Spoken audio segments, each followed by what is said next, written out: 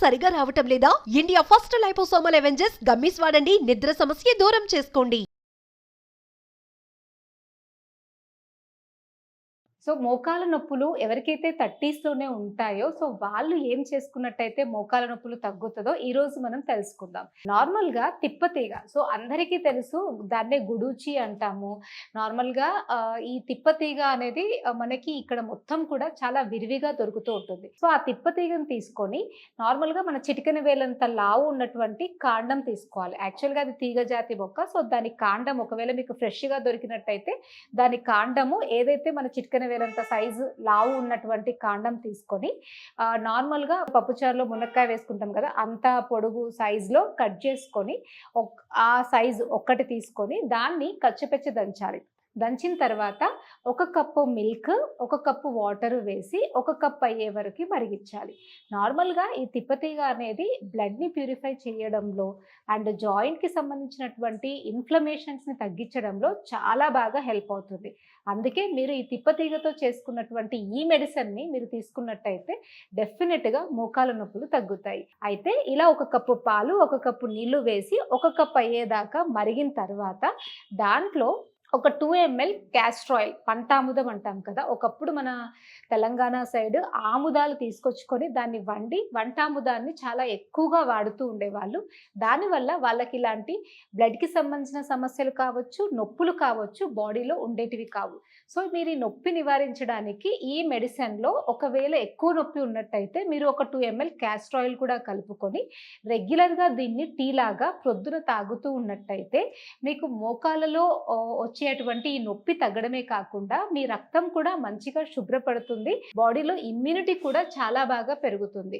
అయితే తిప్పతీగని నార్మల్‌గా తీసుకున్నప్పుడు దాని కాండం ఉంటది కదా! దాని కాండం పైన ఉండేటువంటిది కొంచెం పొట్టులాగా వస్తది. సో దాన్ని తీసేసి ఇంకా కొంచెం మనం దంచి వాడినట్టయితే ఇంకా బాగా హెల్ప్ అవుతది.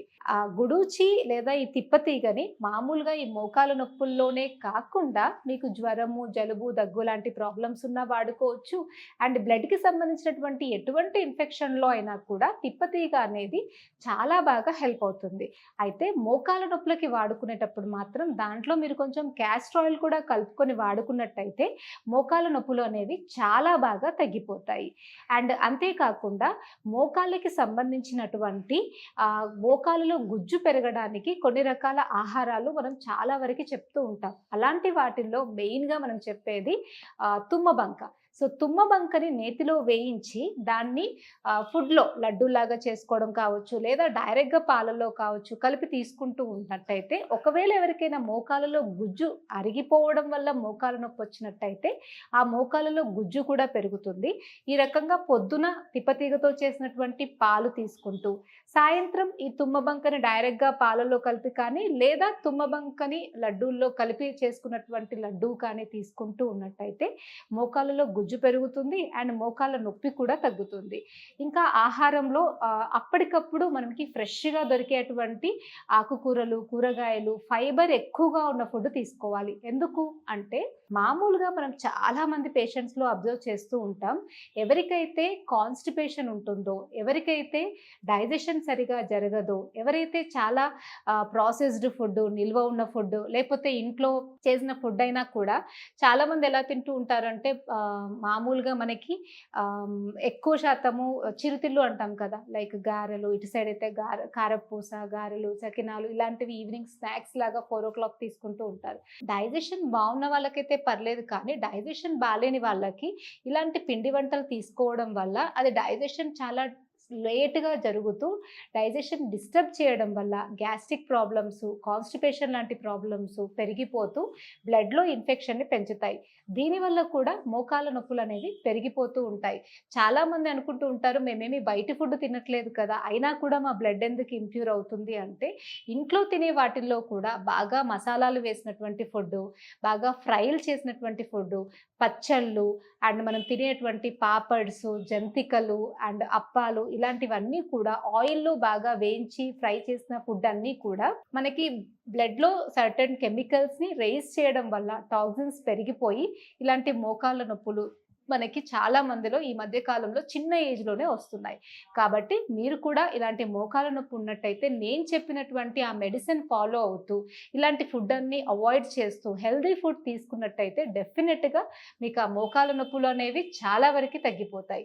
అండ్ లాస్ట్ వచ్చేసి నార్మల్‌గా పెయిన్ అనేది రావడానికి మెయిన్ రీజన్ ఏంటి అంటే, ఏ పర్టిక్యులర్ ఆర్గాన్‌కైనా రక్త సరఫరా అనేది తగ్గిపోయినప్పుడు మనకి పెయిన్ వస్తుంది. సో, మనం రక్త సరఫరా పెంచుకోవడానికి మన బాడీని ఎప్పుడూ కూడా యాక్టివ్‌గా ఉంచుకోవాలి.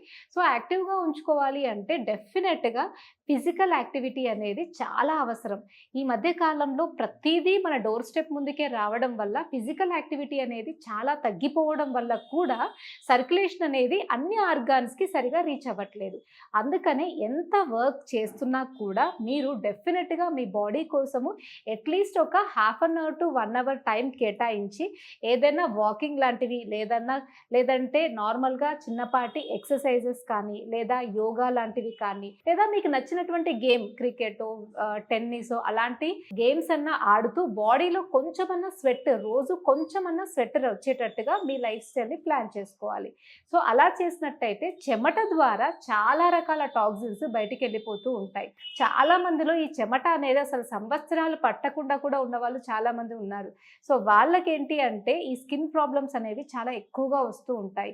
అందుకే మీరు మీ బాడీని బాగా యాక్టివ్‌గా ఉంచుకుంటూ, ఫిజికల్‌గా బాగా యాక్టివ్‌గా ఉంటూ, స్వెట్ అనేది రెగ్యులర్‌గా వచ్చేటట్టు కొంచెమైనా మీరు ఎక్సర్సైజ్ చేస్తూ ఉంటే సర్క్యులేషన్ బావుంటుంది. అండ్ మిగతా మెటబాలిజం కూడా లోపట జరిగేదంతా కూడా బాగా జరుగుతుంది కాబట్టి మీకు ఇలాంటి మోకాళ్ళ నొప్పులు అండ్ నడుము నొప్పులు ఇలాంటివేవి కూడా రాకుండా హెల్తీగా ఉంటారు. మామూలుగా ఇవన్నీ చేసినా కూడా కొంతమందికి ప్రాబ్లమ్ అనేది ఎక్కువగా ఉంటుంది.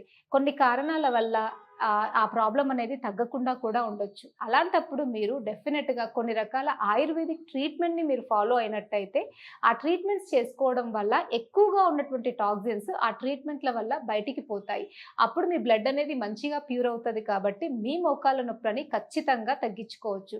సో, అలాంటి ట్రీట్మెంట్స్ ఆయుర్వేదిక్‌లో మనం చాలా వరకి చేస్తూ ఉంటాము. వాటిల్లో మెయిన్‌గా మనం చెప్పేది విరేచన కర్మ, వస్తి కర్మ, జానుధార, జానువస్తి ఇలా రకరకాల ట్రీట్మెంట్స్ వాళ్ళకి అనుగుణంగా ఏది చెయ్యాలో దాన్ని బట్టి మనం చేస్తూ ఉంటాం.